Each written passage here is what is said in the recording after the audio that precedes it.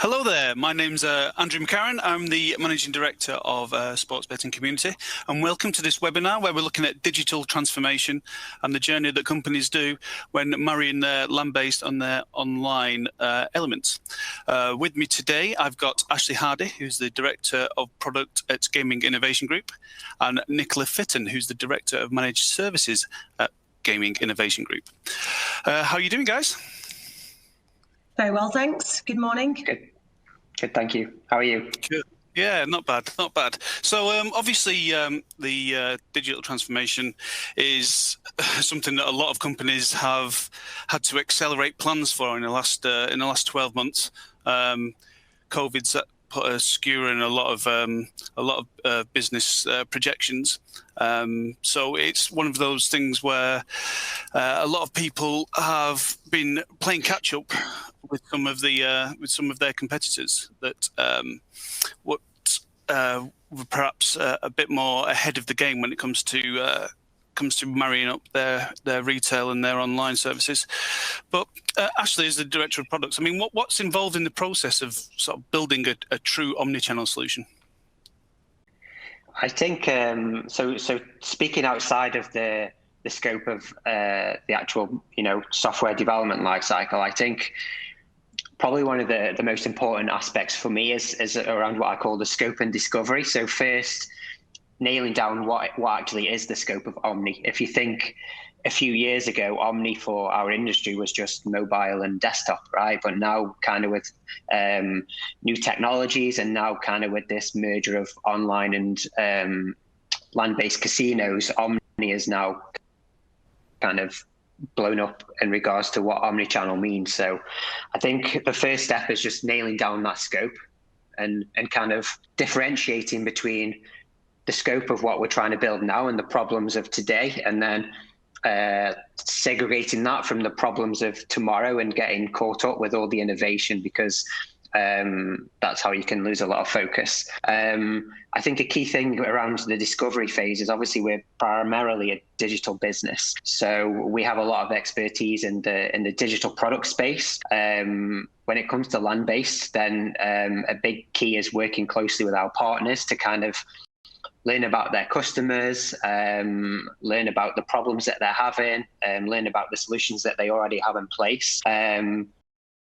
And then the goal is to kind of supplement that with an online offering. Obviously, we're not trying to take customers away from land-based casinos. We're trying to build a product which supplements their offering. So to do that, we kind of get a lot of research from them. We do a lot of sessions to kind of learn about their business. And then what we do on our side is just build a product incrementally. So we build it in small phases. We see if it works, we test, and then we go with what works, and then we can throw away with what doesn't. So that was interesting, because you say you've come from the online looking at omnichannel into the retail, whereas most of the other suppliers have gone from retail looking to online. So that must give you a different perspective to some of the other suppliers. I mean, what do you think are the key components of the omnichannel offering that you've found? Yeah, I think for me, there's four main components, and I think these four main components are they form the baseline to a good Omni solution. And I think these are the kind of things that you need to have in place before you go down the route of the innovation and the nice to have features. So I think the first probably crucial one is around the registration. So having that kind of dual registration feature, which allows customers to register via the online website or via through the casino and still benefit from that single account. Then once you have the player in the system, then you have things like shared loyalty. So again, like when the customer's playing, regardless if it's in the casino or if it's online, again, they're contributing to kind of a unified loyalty scheme. Paired with that, then you have the shared wallet. So again, when a customer is depositing money onto their account, again, they don't want to be juggling around with different wallets, like a land-based wallet and an online wallet. So it's about kind of unifying how they manage their funds. And then I think the last step is then around actually how they get their money onto their account. Again, with on the internet, you can obviously use credit card, Skrill, and your usual kind of online methods. But then when you go into land-based, then there's cash, there's comps, and there's a whole world of kind of monetary value out there. So a key part of that is unifying and streamlining how the customers get their money into their account as well. So I think they're probably the four fundamentals of an Omni solution. I mean, Nicola actually is going through, quite a lot of sort of key components of the omnichannel solution, and some of them must be quite daunting for somebody who's not really looked into that area before. I guess this is where sort of the managed services comes in. I mean, it's more than just having an online casino on point and stuff there. I mean, what's the key services that you and your team bring to a land-based operator to get them to have an online capability? I think first of all, you're absolutely right. COVID has definitely fast-tracked people's Omni plans. So those that maybe have been thinking about it in the future, it's obviously then condensed that, and we've got quite a lot of interest now of people wanting to get online quite quickly. What I would say is it's very much about playing to your strengths. So these retail operators have obviously had a large amount of success in their own right. They have a very good brand with some good brand equity, good brand reach in that market. And that, for me, is half of the battle. If they then complement their strengths with a partner that can bring the sort of operational or digital expertise, the two together can actually collaborate and actually make something quite commercially successful. So it's about playing to your strengths, understanding what your strengths are, and then partnering with somebody that can complement where your weaknesses are. Okay, and then those are the services that sort of help to aid the success of the transformation. I mean, what's the real success? What's the earliest success you get on that? Where do you make the most make the most changes for the better of the service? So I think it's about laying the right foundations down when it comes to the digital part. So ultimately, what the operational or the digital expertise should be doing is looking after that whole customer journey once the traffic hits the site. So if you can build some good foundations with some good healthy KPIs and good efficient KPIs, ultimately that will bring or yield commercial success. When we talk about the sort of customer funnel, we talk about the quality of traffic that comes through the very top of the funnel, so looking after things like the CPA costs. Then we talk about the UX and the UI, so guiding customers through that registration to deposit flow and really maximizing the conversion percentages. Engaging the customer, so you're extracting as much value from them and looking after things like bonus costs, and that in itself should then yield good retention and minimize churn. If you underpin that with sort of business operations, which is your customer service, your KYC, your payments, your fraud, and your player safety team, if you underpin that, ultimately that should give you a good formula for success. I mean, actually, it must be a good string to the bow to have Nicola's services team taking people and helping them get the most of your products. But from a product perspective, I mean, where does the GiG offer stand out in the market?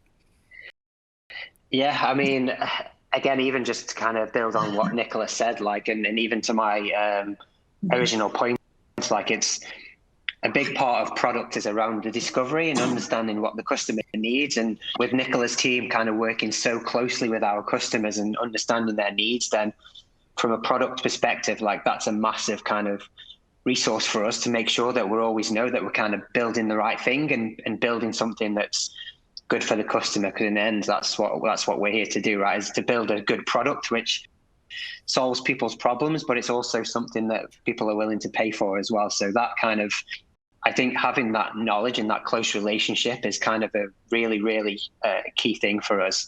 And with that, we've actually been able to build this kind of fully seamless product, which is kind of our goal here, right? Is to marry, as we've said, online to offline, and kind of giving the customers that seamless experience of like, if you go to a land-based casino and I think land-based customers have a different mindset because I think they feel I feel that they have a lot more loyalty, and like, land-based casinos, players will often have their favorite casino, and that's probably where they'll visit most. And then if we can capitalize on that and capitalize on that loyalty, and then when they leave the casino, we can still, the operator can still engage with that person on an online and a digital capacity, then that's something really, really powerful for building that loyalty and building that relationship with customers.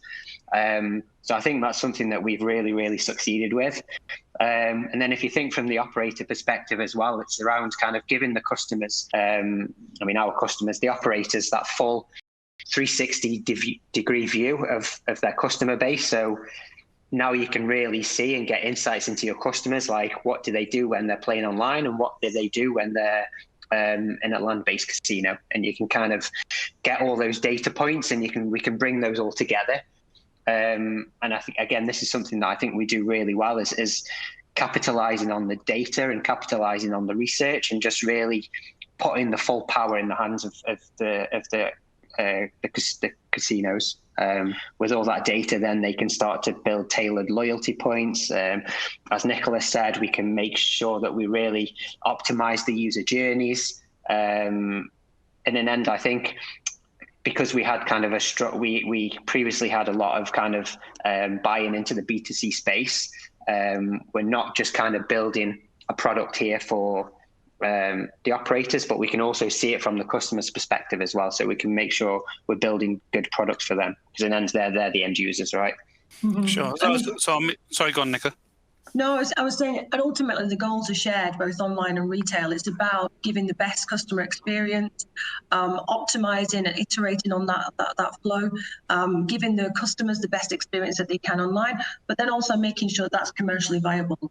So if you have, like I said, the brand reach and that trust with that loyalty base already, you add a good product to that, you put down some good foundations that gives the brand confidence to apply acquisition spend on top of, that formula in itself should be hopefully quite commercially successful.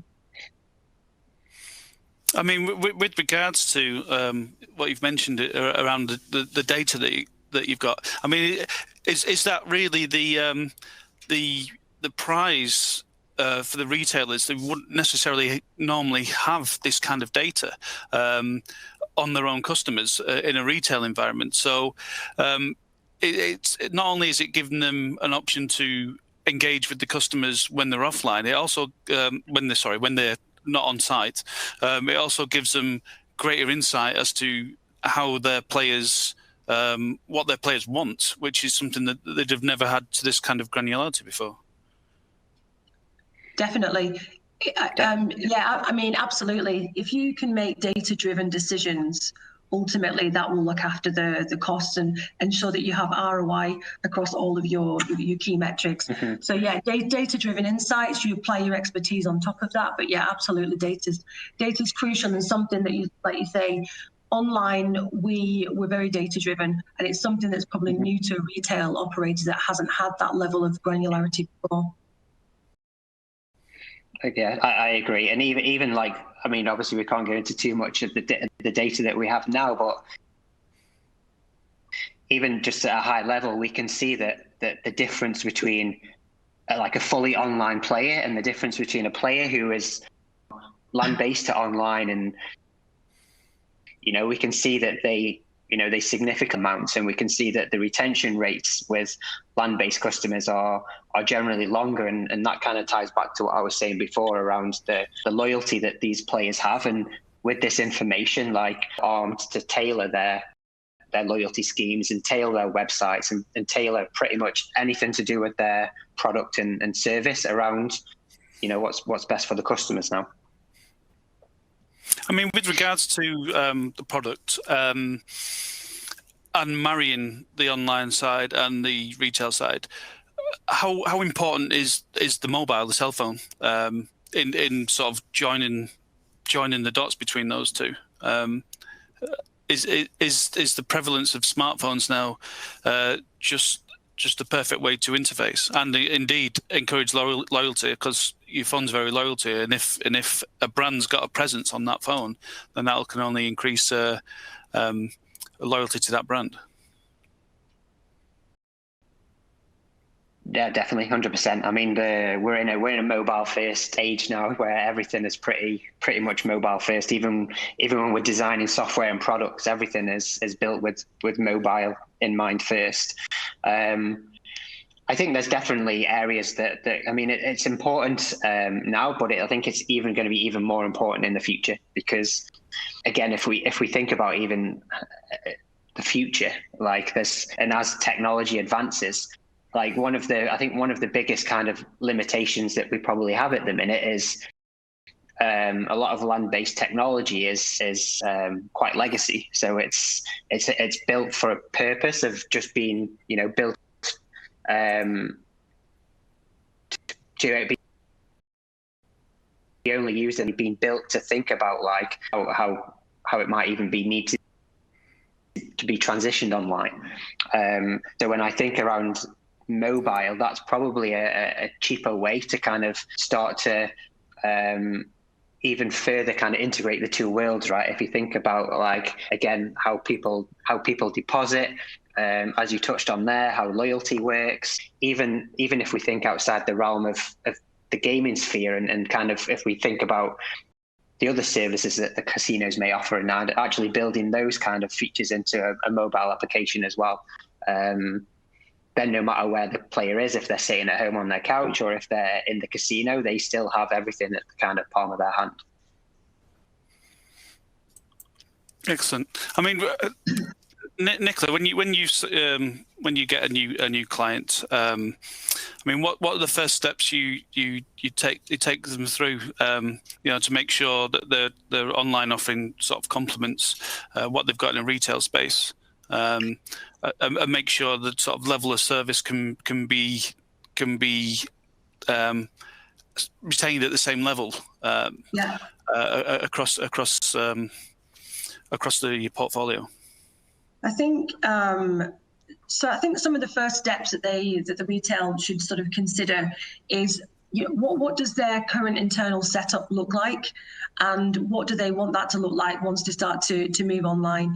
We have some there might be regulation that dictates some parts of that. So in some territories or jurisdictions, it's a must that you must have things like CS in a certain territory, whereas other regulations don't stipulate that. So it depends what their internal setup is and what they actually want from a partner. Some choose to leverage some of their internal operations already and then just outsource other pockets, whereas others really want to concentrate on what their strengths are and what they're good at and outsource everything. So it's about finding somebody that can be flexible with you.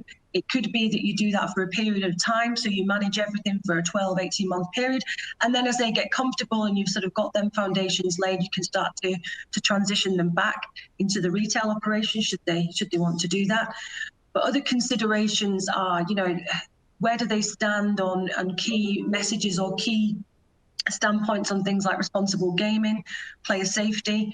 Again, regulation will stipulate or dictate how they must behave or how they must treat customers in certain areas, but you have some retail brands that want to take that a step further. So quite often you'll have retail outlets that maybe have a higher age limit or age verification to get into the casinos versus online. So a big question for them was, what do you want to do in terms of this age verification? We have some customers, one of our big clients in New Zealand, Sky City, chose to mirror their age, which is 20 plus, in the retail environments online as well. And these are quite fundamental decisions to make, because then that process of age verification and documentation needs to be considered up front. So it's about their risk appetite, it's about their brand standpoint, their brand message, and also what do they want to do in terms of their internal setup. Probably some of the key fundamental questions they should ask themselves up front. I mean, that's an interesting point with regards to sort of the local regulations, certainly around Europe and globally. Each country, there's very little harmonization when it comes to some of the casino regulations. So, yeah. I mean, from Ashley, from your perspective, I mean, how do you approach that? I'm assuming you're continuously adapting the product to work on the different client requirements, and even with the same client across different countries? Yeah, definitely. I mean, regulation is kind of a key limitation that we have, and as you touched on, like different regulated markets have different requirements, not just for online, but for land-based as well. So we see that the kind of restrictions and hoops that land-based casinos have to go through as well. Really did open our eyes a lot as well. So it's kind of understanding how we can solve these limitations, but also again thinking about how we solve it in a customer-centric way, which makes sense for the customer as well. Because a lot of these limitations bring in friction points for the customer. So it's really important that we kind of iron those out and make those as smooth as possible.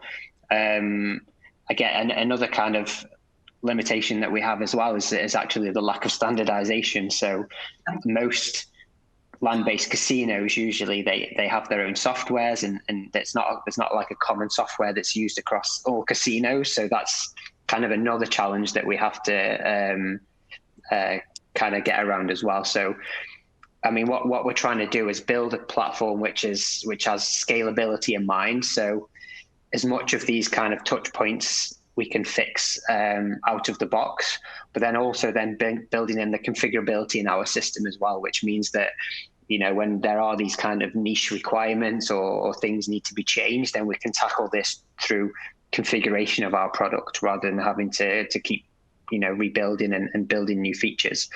And I think even kind of what Nicola was touching on before as well is a lot of these casinos have different branding values, they have different company values, their cultures are very different as well. So this is kind of another kind of area that we need to embrace as well when we're kind of speaking with customers, because I think especially with Omni and the kind of the vast different number of casinos out there, there's no kind of silver bullet where we will solve everyone's problem. So it's kind of the main challenge for us, as I said, is building a product which is scalable and configurable. But then it also is, you know, cost effective, and it's easy for the customers to use as well. Ultimately, all with the customer and all with the end user in mind as well. So that's the challenge, trying to keep the client happy with the regulation, but ultimately we want it as seamless upfront for the customer as possible. Okay, so a digital brands acquisition strategy will sort of differ quite a lot from that of a retail operation. So I guess this goes to you, Nicola. I mean, how does GiG support land-based partners with this on their digital transformation strategy? Yeah, it's a good question. I mean, again, we're there to complement their existing strategy. Whatever they've done in the past has obviously been successful to get them to the point that they're at. So it's not about sort of coming in and changing anything. It's about complementing their existing strategy. I'm sure they've all got some kind of above the line marketing strategy in place. They will have a large retail database to go after as well. They may have sponsorship or ambassadors that promote their brand. So it's about applying our sort of digital channels to complement that overall brand message or brand strategy. I mean, the digital channels that we look at primarily are from an SEO, affiliation, EPC, and social perspective. We work with the client to sort of produce media plans. We look at the costs and the spend per channel. We put down a forecast for the clients, and then we iterate and tweak based on data and analysis. And we work with them over a period of time until we get the balance right between whatever they're doing from a retail perspective versus what we're doing online. But it's very much about sort of supporting their existing strategy.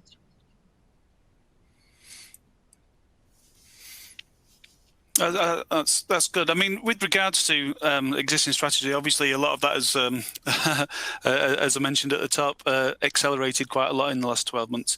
I mean, are you finding, whereas that the customer experience, the simpler the better, because it's a lot more, I guess, of an older clientele suddenly trying to come online because they've got no option other to do that, rather than get out. I was wondering if you'd seen, if you'd managed to respond to that older demographic coming online, and what trends you'd seen?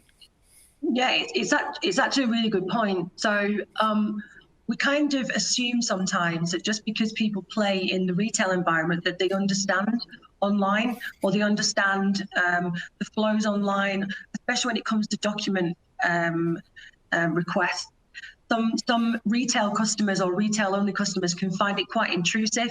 So why are you asking me for this information? Why do I need to prove my salary? Why do I need to give you all of these different documents? So it's very much about education. So it's educating the customers and trying to make that seamless flow as possible, but also educating the retail employees as well, because when the retail establishments open or are open, they will be the client-facing roles that will be speaking to those customers. So educating them on the differences online as well will definitely help to sort of push that overall message. So it's about education really, and just trying to, in all different touch points, whether that be in the onboarding journey, whether you use your social channels to sort of like push that reach out there, and educating the employees, it's just to try and get that consistent message across. How have you found that from a people using the product perspective, Ashley?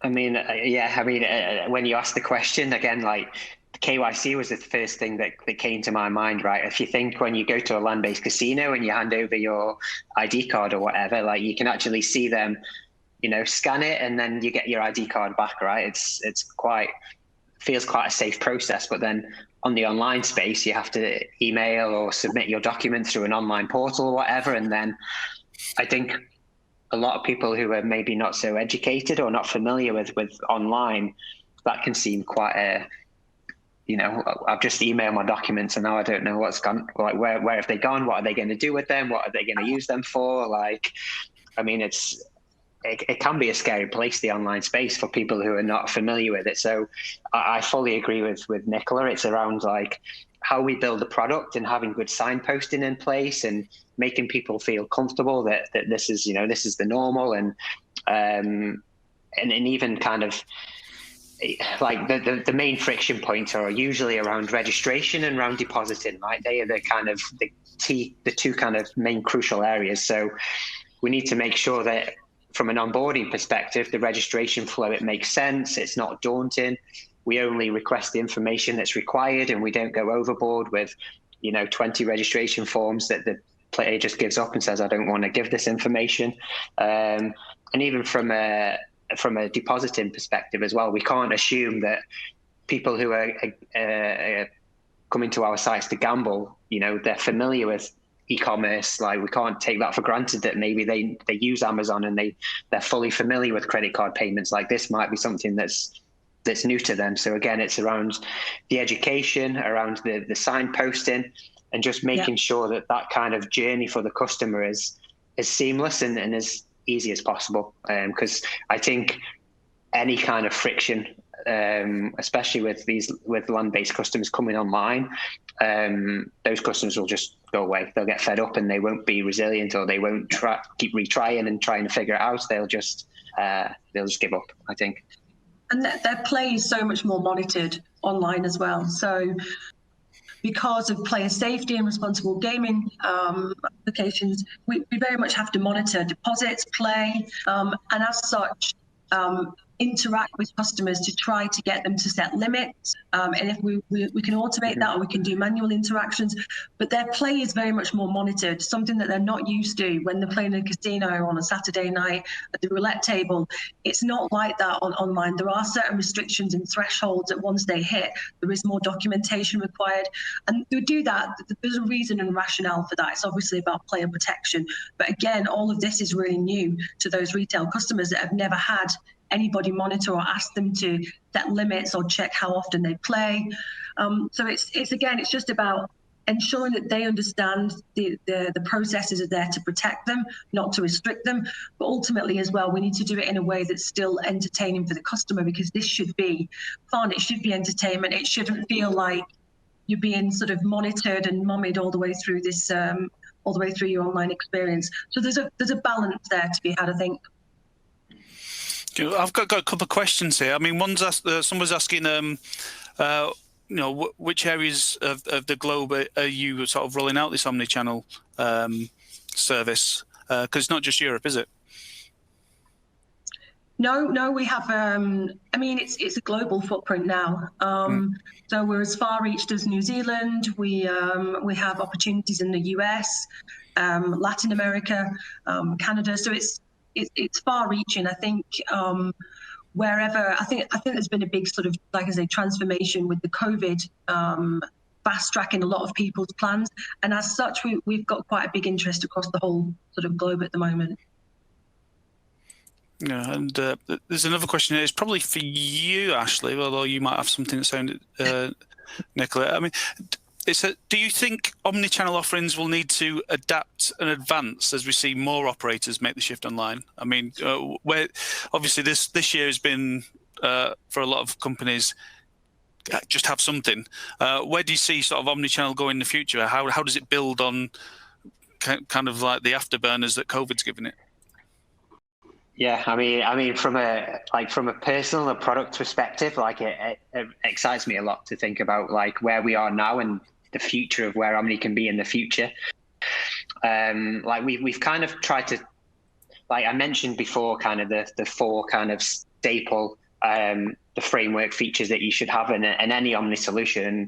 We've started to branch out and look at other areas. So if you're from a sportsbook perspective, it's around maybe even providing the digital signage. So not only can you play online, or you can play through a kiosk in the casino, but you can also see the odds reflected on a screen, and you can have that kind of digital marketing aspect as well. But then when I think of like the future and like the more we partner with casinos, it's like, imagine we can integrate with like shops and restaurants and things. So then you can not only issue rewards for gaming, but then, a free meal at a restaurant, or a free drink at the bar, or, a comp night in a hotel. It's around kind of slowly start to bringing in the other aspects of land-based casino into this offering.